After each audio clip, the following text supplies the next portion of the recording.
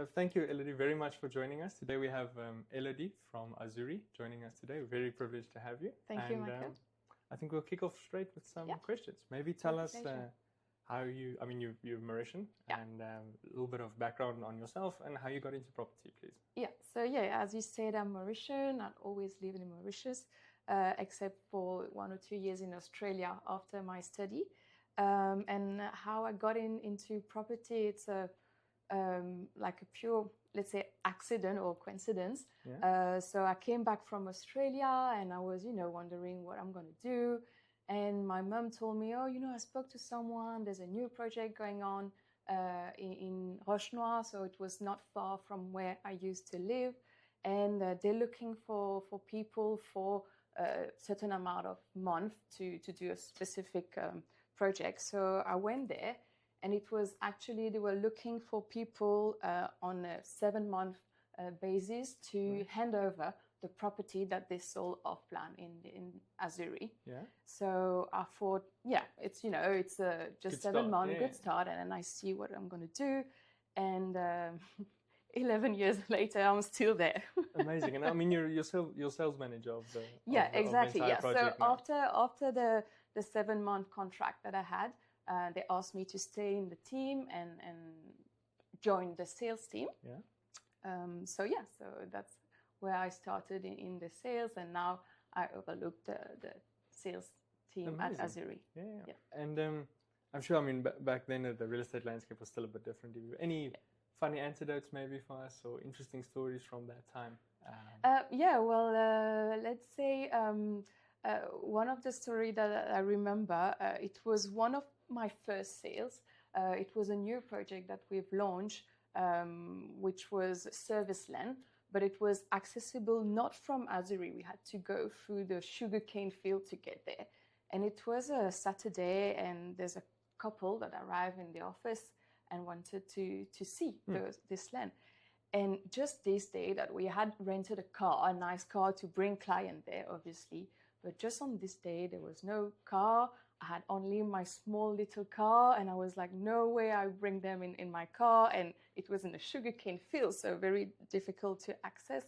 So I called one of the technicians on site because I knew they had like a 4x2. So I asked him, I need your help. Can you come and take me there with the client? And he was like, but Elodie, the car is so dirty. I was like, we had no options. So here we go, Elodie, with my colleague and the couple at the back. The car was so dirty. We arrived there. The couple was not really expressive, like they were not really talkative. Okay, they look at the land, and we're getting back into the car. And while we were driving back to Azuri, they were like, okay, we take 2. And we were talking about like more than $1 million sale. Crazy. Out of this...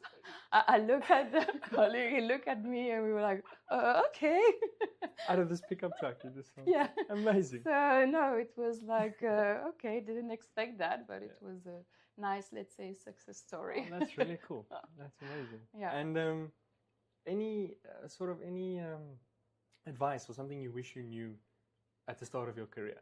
Tips or tricks that you've picked up now, without giving away trade secrets, obviously, but something you could tell your younger self, maybe? Yeah, well, there's something in real estate, until there's the money in the account, until everything is signed, there's no deal.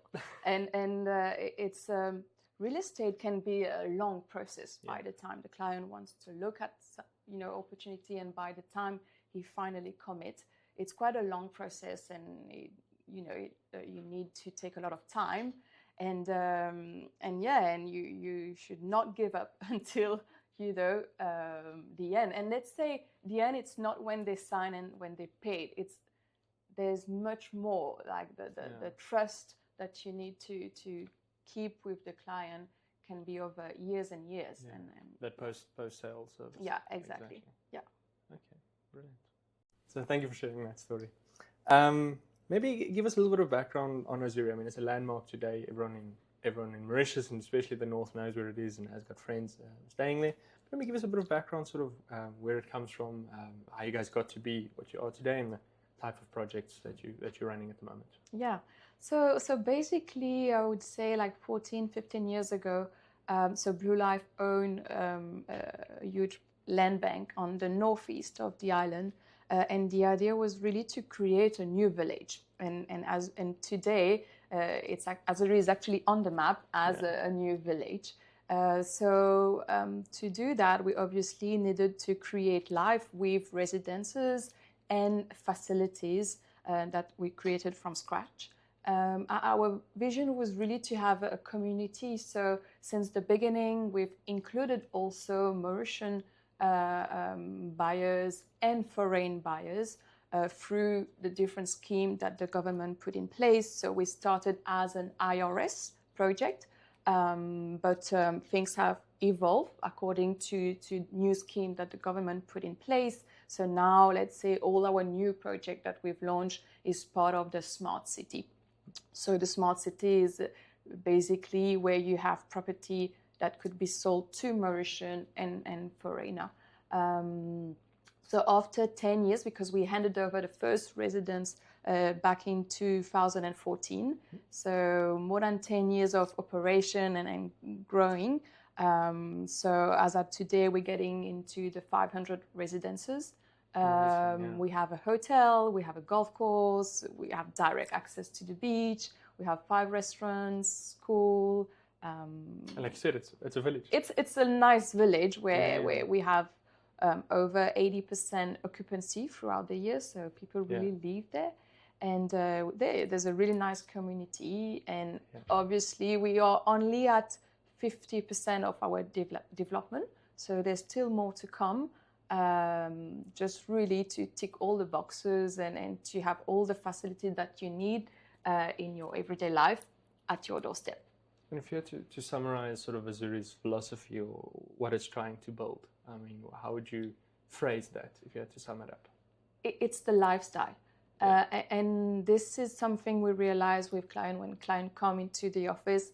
It's not about the penthouse, the apartment, or the villa. It's really about the feel and the lifestyle that they get at Azuri. It's about the beach and the parks and the streets it's about the security, to live in a peaceful area where your kids could walk, run outside at any point of time, and where you can meet people from all over the world and even Mauritian. It's just this peace of mind of having everything at your door without having to take your car every time. So I think it's the new lifestyle, I think. Let's say. Work, live, play. Yeah, exactly. Okay, brilliant. Thank you. Brilliant, thanks for that. Maybe you can share any upcoming projects that I know Azuri is busy with, or Blue Life, that's really interesting. Something you want to tell us about? Yeah, so obviously as a promoter, we have what we call off-plan project that we sell initially. And at Azuri, we really try to have like a large diversity of product to offer, from the apartment, penthouse, to the townhouse, to the individual villa. And the nice thing is, like, we have different locations. You have like the golf area, we have some sea view property, and this allowed us to play with the product and also the prices. So basically, in our books today, we have property started as from the 300,000 USD up to the 1.7 million USD. So the latest project that we've launched was Les Méléanes, which was a project of apartment where you could have a 1-bedroom, 2-bedroom, 3-bedroom.